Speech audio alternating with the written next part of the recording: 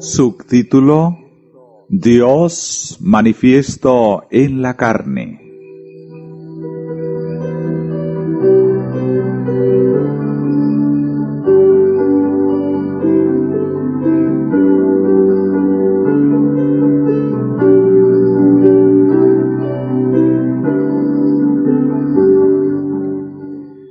Y el Verbo se hizo carne, y habitó entre nosotros. Juan 1:14. Ningunas otras palabras pueden mostrar más claramente que Cristo es tanto Dios como hombre. Originalmente solo divino, Él tomó sobre sí la naturaleza humana y pasó por entre los hombres tan solo como un mortal común, excepto en esos momentos cuando su divinidad destelló, como en la ocasión de la limpieza del templo, o cuando sus palabras quemantes de verdad sencilla forzaban aún a sus enemigos a confesar que nunca hombre habló como este hombre. La humillación que Cristo tomó voluntariamente sobre sí es expresada mejor por Pablo a los filipenses. Haya en vosotros el mismo sentir que hubo en Cristo Jesús, quien, aunque era de condición divina, no quiso aferrarse a su igualdad con Dios, sino que se despojó de sí mismo, tomó la condición de siervo, y se hizo semejante a los hombres. Y al tomar la condición de hombre, se humilló a sí mismo, y se hizo obediente hasta la muerte, y muerte de cruz. Filipenses 2, versos 5 al 8. Lo que se ha expresado anteriormente hace este texto mucho más claro de lo que es en la versión común. La idea es de que, aunque Cristo era en la forma de Dios, siendo el resplandor de su gloria, la misma imagen de su ser real, Hebreos 1:3, teniendo todos los atributos de Dios, siendo el Rey del universo, y aquel a quien todo el cielo se deleitaba en honrar, Él no pensó que ninguna de estas cosas eran deseables, mientras que los hombres estaban perdidos y sin fuerza.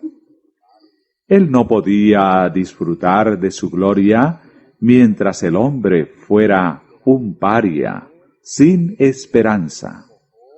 Así que se despojó de sí mismo, se despojó de todas sus riquezas y su gloria, y tomó sobre sí la naturaleza del hombre para poder redimirlo. Y así podemos reconciliar la unidad de Cristo con el Padre con la declaración: mi Padre es mayor que yo. Es imposible para nosotros entender cómo pudo Cristo, como Dios, humillarse a sí mismo a la muerte de la cruz. Y es peor que inútil para nosotros especular al respecto. Todo lo que podemos hacer es aceptar los hechos, como se les presenta en la Biblia. Si el lector encuentra difícil armonizar algunas de las declaraciones en la Biblia concernientes a la naturaleza de Cristo, acuérdese de que sería imposible expresarlo en términos que permitiera a las mentes finitas comprenderlo todo. Así, como el injerto de los gentiles a la raíz de Israel es contraria a la naturaleza, tanto más de la economía divina es un paradoja a la comprensión humana. Otros textos que citaremos nos traerán más de cerca el hecho de la humanidad de Cristo y lo que significa para nosotros. Ya hemos leído que el Verbo se hizo carne, y ahora leeremos lo que dice Pablo concerniente a la naturaleza de esa carne. Porque lo que era imposible a la ley, por cuanto era débil por la carne, Dios, al enviar a su propio Hijo en semejanza de carne de pecado, y como sacrificio por el pecado, condenó al pecado en la carne, para que la justicia que quiere la ley se cumpla en nosotros, que no andamos conforme a la carne, sino conforme al Espíritu. Romanos 8, 3 y 4. Poco pensar será necesario para mostrar a cualquiera que si Cristo tomó sobre sí mismo la semejanza de hombre, para que pudiera redimir al hombre, tuvo que haber sido el hombre pecaminoso, al que fue hecho semejante, puesto que fue al hombre pecaminoso que él vino a redimir. La muerte no podía tener poder sobre un hombre inmaculado, como fue Adán en el Edén, y no pudo haber tenido ningún poder sobre Cristo, si el Señor no hubiera puesto en él la iniquidad de todos nosotros. Más aún, el hecho de que Cristo tomó sobre sí la carne, no de un ser inmaculado, sino de uno pecaminoso, esto es, que la carne que él asumió tenía todas las debilidades y tendencias pecaminosas, a las cuales la naturaleza humana caída está sujeta. Se ve por la declaración de que él fue hecho de la simiente de David, según la carne. David tenía todas las pasiones de la naturaleza humana. Él dice de sí mismo: en maldad nací yo, y en pecado me concibió mi madre. Salmos 51, 5. La siguiente declaración en el libro de Hebreos es muy clara en este punto. Porque de cierto no vino para ayudar a los ángeles, sino a los descendientes de Abraham.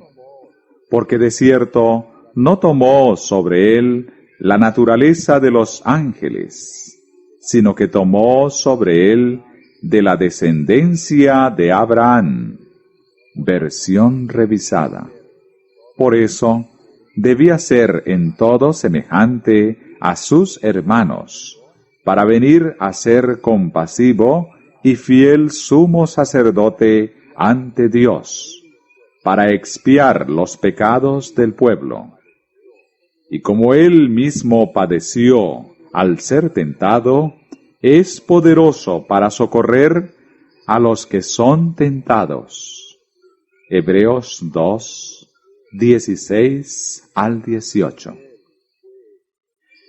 Si él fue hecho en todas las cosas semejante a sus hermanos, entonces tuvo que haber sufrido todas las debilidades y haber estado expuesto a todas las tentaciones de sus hermanos. Dos textos más que muestran este punto claramente serán suficiente evidencia en este punto. Primero citamos 2 de Corintios 5, 21. Al que no tenía pecado, Jesús, Dios lo hizo pecado por nosotros, para que nosotros seamos hechos justicia de Dios en él. Esto es más fuerte que la declaración de que él fue hecho en semejanza de carne de pecado. Él fue hecho pecado.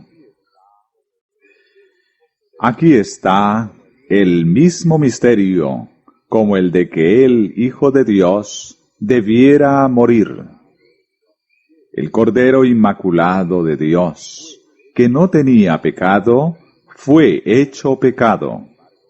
Sin pecado, sin embargo, no solamente contado como pecador, sino en realidad tomando sobre sí la naturaleza pecaminosa. Él fue hecho pecado para que nosotros seamos hechos justos. Así Pablo le dice a los Gálatas que Dios envió a su Hijo nacido de mujer, nacido bajo la ley, para redimir a los que estaban bajo la ley, a fin de que recibiésemos la adopción de hijos. Gálatas 4, versículo 4 y 5. Y como él mismo padeció al ser tentado, es poderoso para socorrer a los que son tentados. Porque no tenemos un sumo sacerdote incapaz de simpatizar con nuestras debilidades, sino al contrario, fue tentado en todo, según nuestra semejanza, pero sin pecado. Acerquémonos, pues, con segura confianza al trono de la gracia, para alcanzar misericordia y hallar gracia para el oportuno socorro. Hebreos 2:18, capítulo 4, versos 15 y 16. Un punto más, y entonces podremos aprender la lección completa que debemos aprender del hecho de que el Verbo se hizo carne y habitó entre nosotros. ¿Cómo fue que Cristo pudo haber sido así rodeado de flaqueza? Hebreos 5:2. Y sin embargo, ¿no conocer el pecado? Algunos han pensado, leyendo hasta aquí, que hemos estado depreciando el carácter de Jesús por traerlo bajo al nivel del hombre pecaminoso. Al contrario, estábamos simplemente exaltando el poder divino de nuestro bendito Salvador, quien él mismo descendió voluntariamente al nivel del hombre pecaminoso, para que pudiera exaltar al hombre a su propia pureza inmaculada, la cual retuvo bajo las circunstancias más adversas. Su humanidad solamente veló su naturaleza divina, por lo cual estaba conectado inseparablemente con el Dios invisible, y que fue más que capaz, con todo éxito, de resistir la debilidad de la carne. Hubo en toda su divinidad una lucha. La carne, afectada por el enemigo de toda justicia, tendía a pecar. Sin embargo, su naturaleza divina nunca vaciló por un momento. Habiendo sufrido en la carne todo lo que la humanidad puede posiblemente sufrir, regresó al trono del Padre, tan inmaculado como cuando dejó las cortes de gloria. Cuando estuvo en la tumba, bajo el poder de la muerte, fue imposible que fuera posesionado de ella, porque él no tenía pecado. Pero alguien dirá, No encuentro consuelo en esto para mí. Para estar seguro tengo un ejemplo, pero no lo puedo seguir, porque no tengo el poder que Cristo tuvo. Él fue Dios, aun mientras estuvo aquí en la tierra. Yo no soy sino un hombre. Sí, pero usted puede tener el mismo poder que Él tuvo si lo desea. Él estuvo rodeado con la flaqueza. Sin embargo, Él no tenía pecado. Por el poder divino, habitando constantemente en Él. Ahora escuchen las palabras inspiradas del apóstol Pablo y aprendan lo que es nuestro privilegio obtener.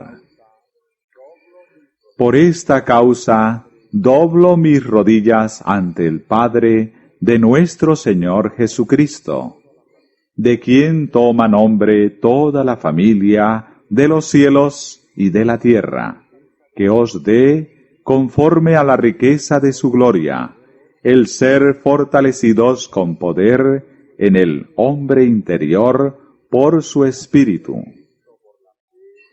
Que habite Cristo por la fe en vuestro corazón, para que, arraigados y fundados en amor, podáis comprender bien con todos los santos la anchura y la longitud, la profundidad y la altura del amor de Cristo, y conocer ese amor que supera a todo conocimiento, para que seáis llenos de toda la plenitud de Dios. Efesios 3, 14 al 19. ¿Quién puede pedir por más? Cristo, en quien habita toda la plenitud de Dios, puede habitar en nuestros corazones, para que nosotros podamos ser llenos con toda la plenitud de Dios. ¡Qué promesa más maravillosa! Él es tocado con el sentimiento de nuestra flaqueza. Esto es, habiendo sufrido todo lo que la carne pecaminosa hereda, Él lo sabe todo, y tan de cerca Él se identifica con sus hijos, que cualquiera cosa que pesa sobre ellos hace una impresión igual sobre Él. Y Él sabe cuánto poder divino es necesario para resistirlo.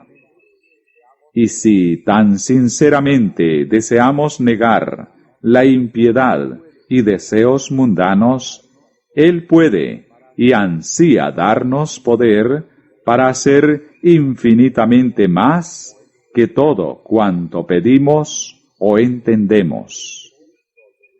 Todo el poder que Cristo tenía habitando en Él por naturaleza, podemos tenerlo habitando en nosotros por gracia, porque Él nos la confiere abundantemente. Entonces, anímense las almas cansadas, débiles y oprimidas por el pecado. Permítaseles acercarse con segura confianza al trono de la gracia, donde están seguros de encontrar gracia para ayuda en hora de necesidad, porque esa necesidad es sentida por nuestro Salvador en la misma hora de la necesidad. Él es tocado con el sentimiento de nuestra flaqueza. Si fuera simplemente que Él sufrió 1800 años atrás, pudiésemos temer que Él haya olvidado algo de la flaqueza. Pero no, la misma tentación que lo oprime a usted, lo toca a Él. Sus heridas están siempre frescas, y vive siempre para hacer intercesión por usted. ¡Qué maravillosas posibilidades hay para el cristiano! ¿qué alturas de santidad puede obtener? No importa cuánto pueda Satanás guerrear contra él, asaltándolo donde la carne es más débil. Él puede habitar bajo la sombra del Todopoderoso y ser lleno con la plenitud del poder de Dios. El que es más fuerte que Satanás puede vivir en su corazón continuamente, y por lo tanto, mirando a los asaltos de Satanás como desde una gran fortaleza, él puede decir: puedo hacer todas las cosas a través de Cristo, que me fortalece.